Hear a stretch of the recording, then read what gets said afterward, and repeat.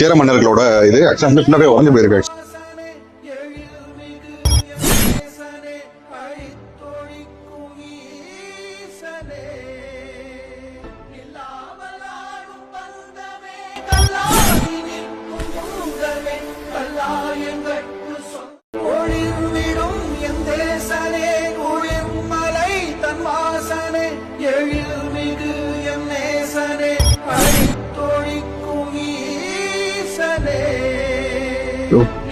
கோயிலோட பேர்